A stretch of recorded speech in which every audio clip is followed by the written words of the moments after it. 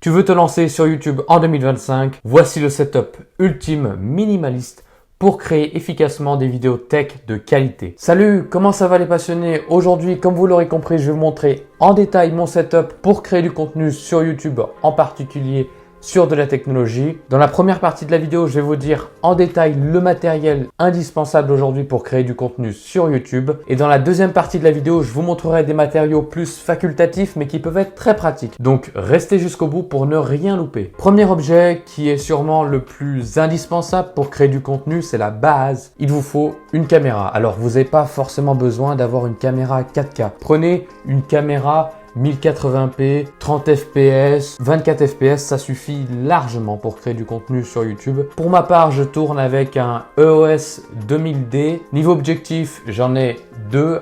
Un avec une focale entre 18 et 55 mm et une ouverture de 3.5 à 5.6 et un deuxième objectif avec une focale de 50 mm et une ouverture de 1.8 qui permet d'avoir des bokeh. Donc je m'en sers principalement pour faire des déballages produits, des présentations de produits. Le petit flou d'arrière-plan permet de mettre en avant le produit. Donc vous voyez, en 2025, pour créer du contenu tech sur YouTube, deux objectifs photo, ça suffit largement. Après, vous pouvez aussi très bien filmer avec votre iPhone, ça marche très bien. Vous pouvez filmer en 4K, 60 fps, ça suffit largement. Même si vous avez un iPhone 11 ou 12, vous n'avez pas forcément besoin d'avoir un iPhone 15, 16 Pro. Deuxième point, l'éclairage. Ne négligez pas ce composant essentiel de votre vidéo. Personnellement, j'utilise deux lampes LED. C'est beaucoup mieux qu'une lampe d'une pièce. C'est beaucoup plus chaleureux. Vaut mieux que vous ayez une lampe à gauche et à droite et vous pouvez également ajouter une lampe au-dessus de vous. Troisième objet, le micro. Si vous utilisez une caméra tout comme moi, il vous faudra soit un micro-cravate, soit un micro que vous branchez directement sur votre caméra. Ce que je vous recommande, c'est un micro-cravate puisque c'est portable, c'est polyvalent. Vous pouvez soit le mettre sur votre caméra, soit sur votre iPhone si vous filmez avec votre iPhone, soit sur votre ordinateur. Le point positif, c'est que si vous pouvez brancher votre micro-cravate à votre caméra, vous n'aurez pas besoin de synchroniser le son de la caméra avec le son du micro-cravate lors du montage. Pour ma part, j'utilise les micro-cravates de chez Boya. Vous pouvez en trouver pour pas très cher sur Amazon pour une vingtaine d'euros. Petit point négatif, le fil est très long. Alors ça peut être un avantage si votre caméra est loin, mais si vous filmez, par exemple, vous enregistrez le son sur votre iPhone qui est pas loin de vous, vous allez tout le temps emmêler le fil puisqu'il y a, je crois, 3 mètres de fil. Quatrième objet assez pratique, je trouve, c'est le trépied. Il peut être soit pour caméra, soit pour téléphone, ou les deux, c'est encore mieux. Dans mon cas, j'utilise les trépieds de chez Vanguard. Gardez en tête qu'un trépied, ça peut vraiment vous aider si vous faites des plans fixes. Vous n'avez pas besoin d'être comme ça avec votre téléphone ou comme ça avec votre caméra. Bien sûr, si vous faites un vlog, il n'y a pas de souci. Pour des vidéos tech en général, si vous n'avez pas de trépied, ça va être compliqué. Cinquième objet, et là c'est l'un des plus importants après la caméra. On parle bien entendu de l'ordinateur. Là, il faut que vous ayez une machine puissante. Je ne parle pas d'avoir un iMac à 20 000 euros ou 30 000 euros, mais quand même quelque chose qui tienne la route pour pouvoir lancer plusieurs applications en même temps, faire votre montage vidéo, faire des miniatures, exporter assez rapidement. Personnellement, j'utilise le MacBook Pro M2 Pro et il est pas du tout bruyant. Avec les anciens MacBook, lorsque vous lanciez une exportation d'une vidéo YouTube avec Final Cut Pro, il se mettait à faire un bruit d'avion terrible et franchement, c'était pas agréable du tout. Et même des fois, lorsque vous montiez la vidéo, il se mettait à faire un bruit d'avion. Donc c'était vraiment horrible. Avec les MacBook, avec la puce d'Apple et pas les puces Intel, c'est vraiment le jour et la nuit. Pour le montage vidéo, j'utilise Final Cut Pro 11. C'est 300 euros, mais c'est un investissement pour toute votre vie. Vous pouvez également prendre Premiere Pro qui est, avec Final Cut Pro, l'un des meilleurs logiciels de montage sur le marché. Vous pouvez utiliser Premiere Pro avec soit un MacBook ou acheter un PC Windows récent. Final Cut Pro est assez performant et complet, mais parfois pour des sous-titres c'est un peu compliqué, donc j'utilise pour compléter ça CapCut. C'est gratuit contrairement à Final Cut Pro. Comme je vous l'ai dit, il y a des sous-titres animés, il détecte automatiquement ce que vous dites dans la vidéo, donc ça c'est vraiment top pour gagner du temps. Maintenant, même avec le meilleur matos, 90% des youtubeurs font cette erreur. Ils investissent dans du matériel très cher, mais leur montage tue leur audience. Si votre vidéo n'accroche pas dès les premières secondes, l'algorithme YouTube vous enterre. Pour éviter ça, je vous offre l'opportunité de déléguer votre montage pour vous concentrer sur la partie création sur YouTube et Instagram, gagner du temps, poster plus régulièrement et attirer plus d'abonnés. Si vous voulez des vidéos tech de qualité professionnelle délivrées en moins de 48 heures sans perdre des heures sur le montage, vous avez moins 10% de réduction sur tous les packs de 5 vidéos par mois. Checkez le lien en description avant que l'offre expire. Sixième objet, le disque dur.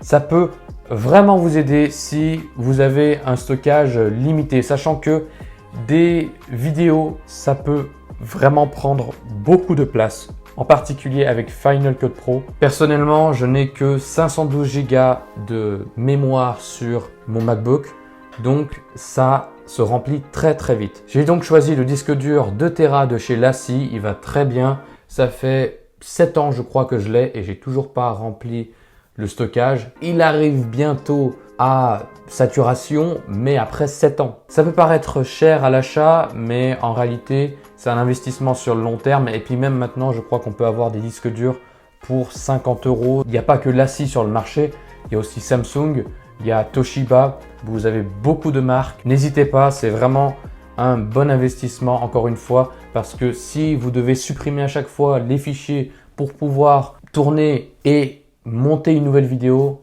c'est vraiment pas pratique. Septième objet, un casque sans fil avec réduction de bruit. Pour ma part, j'utilise le AirPods Max. Petit point à noter, c'est que si vous faites du montage vidéo, il faut que vous achetiez un câble filaire. Soit vous utilisez un casque avec réduction de bruit filaire, mais il n'y en a pas énormément sur le marché, soit vous utilisez, et c'est plus pratique, un casque avec réduction de bruit Bluetooth et vous achetez un câble pour le brancher de votre ordinateur à votre casque. En l'occurrence, si vous choisissez également un AirPods Max, ça va vous coûter 45 €. Oui, 45 € pour ce petit fil d'1 mètre Lightning vers mini jack pour pouvoir monter vos vidéos juste avec votre AirPods Max. Oui, Apple, vous avez un peu abusé. Sachant que sur les nouveaux AirPods Max, on n'a plus de Lightning, on a de l'USB-C. J'ai récemment changé mon AirPods Max. Mon ancien AirPods Max, c'était Lightning. Ce que je viens d'acheter ne sert à rien. Merci, Apple. Un casque avec réduction de bruit, ça va vraiment permettre de vous isoler pendant votre montage. En particulier s'il y a beaucoup de bruit chez vous. C'est aussi très pratique parce que vous pouvez vraiment entendre tous les détails de votre vidéo. Et lorsque c'est en filaire, vous n'avez pas de latence entre la vidéo et le son. Huitième matériel, c'est pas obligatoire, mais c'est quand même mieux, un bon bureau. Pour ma part, j'utilise un Destronic Home One. C'est un bureau qui peut tout simplement se monter et se descendre. Vous pouvez travailler debout ou assis. Sur celui-ci, vous pouvez définir 3 modes différents. Un, par exemple, à 126 cm, le plus haut. Un à 70 cm, un à 80 cm. Ce bureau, je l'ai pris avec l'aspect noyer pour le plateau et avec les pieds noirs parce que je trouve que ça fait un bon contraste et j'aime bien cet aspect un peu bois. Pourquoi j'ai pris un bureau électronique qui peut se monter et se descendre? C'est parce que j'aime bien travailler aussi des fois debout. Ça permet de bouger un peu et de ne pas rester assis toute la journée devant mon ordinateur. Ce que j'aime bien aussi avec ce bureau, c'est qu'on a sur le côté une petite prise USB-C. Par contre, petit bémol avec ce bureau, c'est qu'il faut que vous restiez appuyé sur la touche lorsque vous le montez ou que vous le descendez. Mais sinon, c'est un très bon bureau de 120 par 160 et il n'est pas très bruyant lorsque vous le changez de position. Neuvièmement, il vous faudra un siège de bureau assez confortable pour pouvoir rester longtemps devant votre ordinateur. Pour ma part, j'ai choisi un siège de gamer comme vous le voyez. Avec tous les sièges que j'ai essayés, c'est vraiment le meilleur que j'ai pu tester. Ici, comme vous pouvez le voir, j'ai un siège gamer de la marque Cougar. C'est le modèle Armor Titan Pro. On est bien assis dedans, il est très confortable. Il y a un bon appui-tête très mou. Il est même livré avec un coussin que vous pouvez mettre dans le bas de votre dos afin qu'il ne fasse pas un arrondi et qu'il soit redressé. Personnellement, je ne l'ai pas mis parce que je trouve pas ça super confortable,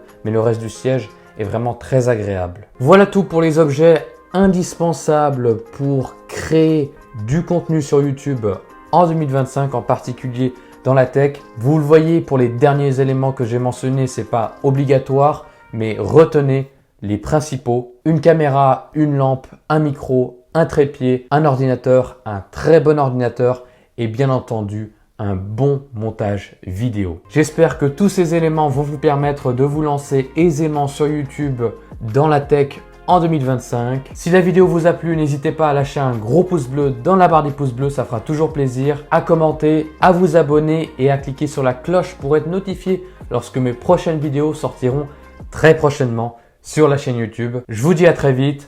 Ciao, ciao!